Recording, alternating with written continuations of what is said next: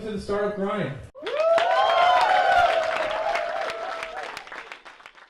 And where do you see, where do you see that open source industry going? Like, you're definitely in the world there. Where's that go? Like, is it still the way to, or is it still a way to enter the market in 5 years from now? What do you think? Yeah, I for sure I think it is. I think first of all, the basic idea of free to premium as a concept, I think there's no question that's here to stay, and there'll be lots of exploration of different variants of that. And for some, open source will be very effective. And the other thing about open source, it isn't just about getting that entry point.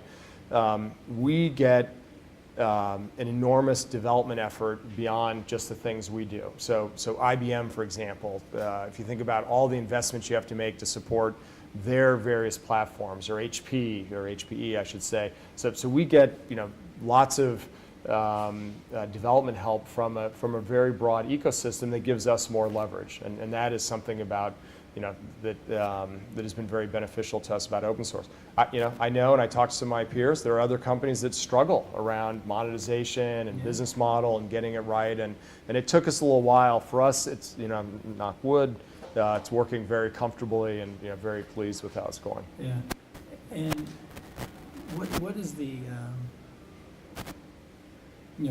as an insider, I guess, looking inside, what's the downside of that model? What's the downside? Where's the weak point? I don't know if you want Look, I would say broadly across Chef, I don't know that it's open source, but I mean there's a lot of companies that haven't figured out what is their value proposition to their customers. Even though they're open source, right? They got customers. So look, whether you're open source or not, is being very clear about what is your value to customers, and how and why you make money, and just that whole thing. And that for a lot of startups is a struggle. But I mean, to answer your question, here's why I think open source is here to stay. It is sort of emerged with startup companies that used open source as a way to have a much lower barrier to build out their kit, their stuff. But that pattern has now been pulled into the mainstream enterprises. So if you go into Citibank or GE or whoever, like I just had this discussion with Bloomberg. I mean, they are orienting their data centers, their cloud, all of this on open source technologies, and there's a couple reasons why. And one of them is they deeply want to avoid vendor lock-in, and they view that they need to be experts and have access to code, and so there's all this stuff sort of behind it. So, but I think as a business, it's just I wouldn't. Open source either makes sense or doesn't make sense, sort of in where you play, but it's just being certain on how you make money and why a customer should give you money. And we talk about this, that it's on our shoulders, that they should be delighted, like that it's not guilting them into money, but they actually should feel very good about that relationship. They want to give you money. Correct, yeah.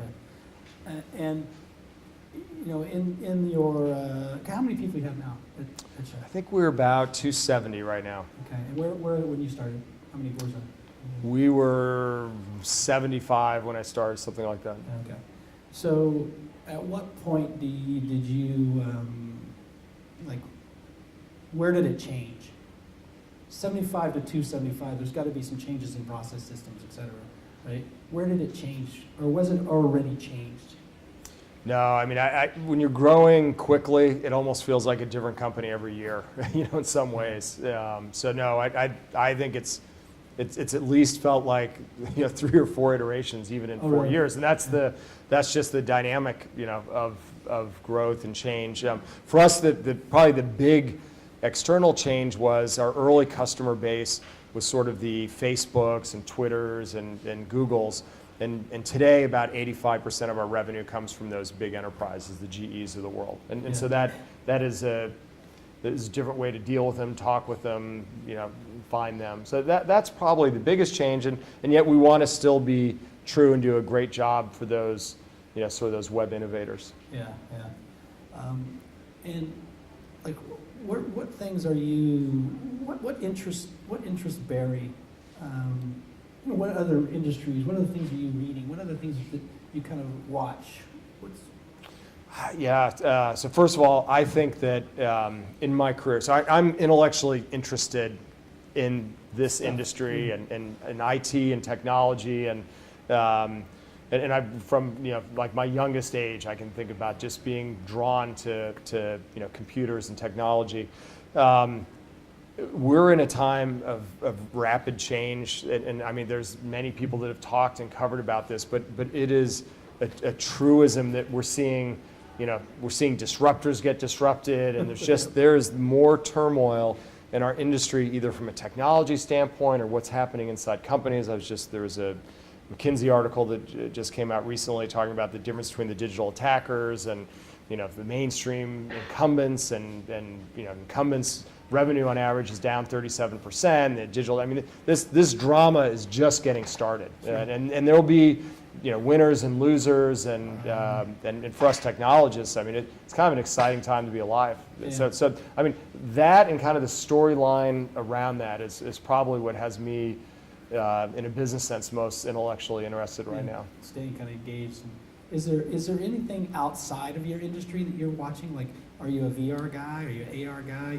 Is there any stuff that you're like, or just like, what else do you? Yeah, I think the topic that I think we're going to all see push into our industry and lives is machine learning, without a doubt. I mean, if I think about technology that has the ability to just make enormous change in society, I think that's and it, a lot of those things are adjacent to each other. So the world we play in, automation, sort of overlaps with some aspects of machine learning, analytics, VR, AR can play into that. Yeah. But I would say I find the machine learning stuff paying a lot of attention to. Yeah. And just broader automation. We do a very specific piece of IT automation, but broader automation. What was the hardest thing for Barry to learn about being a CEO versus not a CEO? Because you weren't born a CEO. No. Obviously, you worked your way up and did your thing, but what was the thing? And I would say like kind of a reluctant. Here's my thing. I like stuff squared away, and so there was sort of that hunger and need to like kind of organize stuff. Pulled me into it. I think.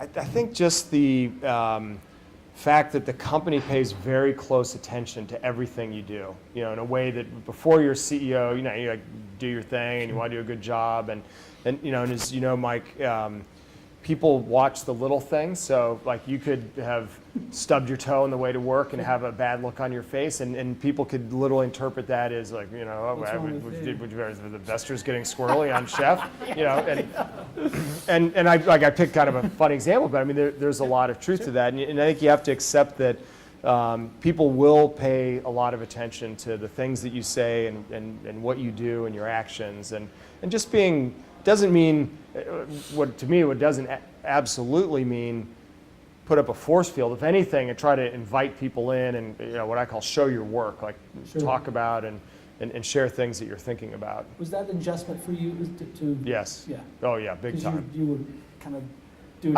I'm kind of compact in my talking, so that show work and talk about things and develop some specific language around that. Like I'm a brainstormer, so I like the whiteboard. Yeah, throw spade against the wall. Well, there are certain ass-kicking execution people that if you have a brainstorm session throwing a bunch of ideas, I mean, you'll kill them as they try to go. So being very clear that hey, right now we're doing ideation, or there's other times, sometimes for those ideas people, you need to be really clear on, hey, we're making a decision, we're going and doing something, and just really thinking about communicating as a leader. That, I mean, in some ways that is your number one job, and it's this dichotomy. So on the one hand, people are hyper tuned into all these things that you do, but then the other is you got to repeat yourself, like you need to be going a little crazy inside. Like if I say that one more time, I'm going to go nuts. But then you realize there's probably still some pocket of the company that like you'll run into, and they have no idea that you like this big strategic initiative that you have, and despite you've talked about it, and the company's talked about it, and that's just, kind of human nature. Jack Welch, I think I can't remember the quote exactly, but someone had asked him, why you always say the same thing over and over again, and he said, can you imagine if it was the opposite? It was different every time. Yeah. So when you are putting a team together, like what things do you what are your priorities? If it's a team, the team's working on a project to obviously build some piece of software or whatever, right? So what are the things that you are really looking for in a few individuals or the team that makes it successful? What have you learned that hey, these things are really the some of the key points? Well, look, for sure, and this is like my first test when I interview and meet people, and I call it it's the give a shit test. Like, do they care, and like deeply? And like, by the way, like everyone's here, you guys care enough about the industry and your career that you're spending your evening, a million different things you could do, and you care enough to come here. And just sort of that is a very, beginning point. Like someone that would walk through the office, and if a trash can was dumped over, like everyone is busy and could just walk by, but it's all, I think building a great business, it's a million little things like that. And you want people that would just take the half second to write that, garbage can or whatever, and there's a lot, especially in the software world, there's a lot of examples of dumped over trash cans that need picking up, and. Yeah, exactly. How do you test for that? How do you test that? I mean, how do you? It's tough, and I think the reality of why networks are so powerful in the work environment is that the biggest test is you've seen someone under duress and how they operate and do that. And so, what can be difficult, if you new to a city or you don't have a network, is how to get that established. So that I've just learned again and again is the most tried and true, having or someone that and trust that they've seen, that. So that like the network is great there. The problem is there's great people outside of that network, and so it's how to through an interview process I think the New York Times just had an article. I don't know if you saw this on interviews are like maybe time to go the way of the performance review. Oh yeah. So which part of me kind of agrees with that. There's got to be a better way, because I've learned over the years, they're great employees and they're great people that interview very well, and sometimes they're the same person and a lot of times they're not the same person. And that's why I think things like references and increasingly I think it's why things like for developers, coding tests and ways to get to see people actually work. And for us, as we think about it, by the way, we want to be very kind and humane, because an interview can be a very stressful thing to go through. And as I remind our team that's not actually what an average day of work looks like. So let's try to get everyone calm and settled and try to create as best you can. That same, sort of, and including letting people, do some work alone, but then getting a real strong sense of, kind of, do they care? Are they good at their craft? And are you? I'm assuming you guys are hiring all the time. We are hiring all the time. Yes. Thank you for that. It was a great set in volleyball. And something in a company that we talk and think a lot about culture, and I think in general people really like working at Chef. And one of the things we borrowed from Valve software in town. Sure, so they have something they refer to as T-shaped employees is one of the things they look like. We now talk about this. What they mean is this part of the T is your expertise, and this is something that you we want people that are experts in their field deeply. But then this part of the T is kind of across the business, and we want people. It's a little bit of the giving a. I don't know if I was allowed to swear or not. Okay. So part of the giving a shit thing is across the business, and so it's all of our job to do everything. So if you see something on the website that's wrong, point it out, fix it, or point out something. Even if you don't have the skill. So deep expert, but then kind of caring across all aspects of the business and being engaged. Yeah. So we borrowed that from Valve, who I think And if you haven't read, so we publish much of our handbook, and then the Valve employee handbook, so super read out there. Yeah. You know, one of the things that we both have in common, and I actually love to hear your point of view on it, because I just think it's interesting, is, you know, you care deeply about the city of Seattle and what's happening, and, you know, the homeless stuff, and you know, how do you push that? And it's not push, that's a bad word. How do you get that through the organization, and not necessarily about your cause because you think homeless is important, or I think homeless is important, but about just giving? How do you work that into the? I mean, it's 275 people. Some people don't give a crap. Yeah, no, for sure. And I, you know, like, we have a pretty open, transparent culture, and I've even had people tell me that, you know. And so look, I think it's like a lot of things, a balance, and I think, you know, first and foremost, we're a venture-funded business. We're there to make money and drive, you know, be profitable and so forth. But I have some core beliefs. One of them is, if you're a great place to work, that you can actually use that as a competitive advantage to attract and retain talent and so forth. And I think, you know, sort of, it's a little bit of, if you took that giving a shit about your business and then sort of drew that circle a little wider, you know. So I live in Capitol Hill every day. You can find me on I love our light rail. It's fantastic. Awesome. It's so nice, just awesome sauce straight in.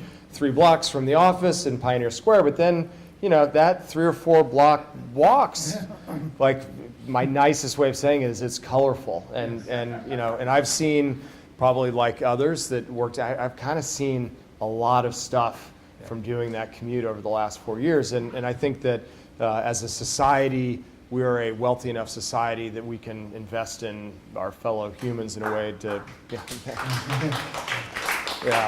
in a way that doesn't have to exist. And I say this both for the dignity of those involved, and I say it also a little bit for my own selfishness. You don't want to. I mean, just, you know, like it's. I mean, seeing other human beings, you know, live in very tough conditions is difficult. And yet, and you and I know, because we've talked about this, it's a really complicated topic, and you know, it's not as simple as when I first jumped in to it, but it is something I care about, and I do want to be sort of a positive force. And I think that, you know, if I think about wealth creation at Chef, you know, for me, like, my lifestyle lead is I would, like, no big changes, but there are things that I would like to. I think the battery's dying. It must be getting close to the end of the world. Or maybe I'm not. Yeah, maybe. It's all right. North Korea's hacked my microphone. So you know, I do think that it's blinking. We might need a new. Yeah. Here, why don't you use mine, and I'll. Well, we can switch back and forth. Yeah, that's what I'm saying. Just go ahead. All right. So, and I think if you think about the workplace, so one thing, we're a pretty distributed company. About 45% of the companies here in Seattle, we have sort of this remote first culture. We hire great people, a lot of different places in the world. And so the idea of workplace, I think, and we talk about work-life mix. So the idea of workplace, I think, is getting more complicated, but it's part of, you know, like, our employees take laptops to coffee shops and around here. So in some sense, and Galvanize, we've had events here. So you know, the broader area, you know, Seattle area is sort of our workplace. And in the same way, I want to have a great place, you know, inside our 4 walls. I mean, this city has enormous potential. And I think much of it, you know, we're realizing. I think other things, you know, we have collective work to do. You know, one of the things that you know, most organizations try to do is you know, give back at some level, right? But I think one of the things that we miss, at least when I talk to you know, people like you in your position, is you know, like you say, everybody wants to have some cool 4 walls, which, by the way, you guys do. Thank you.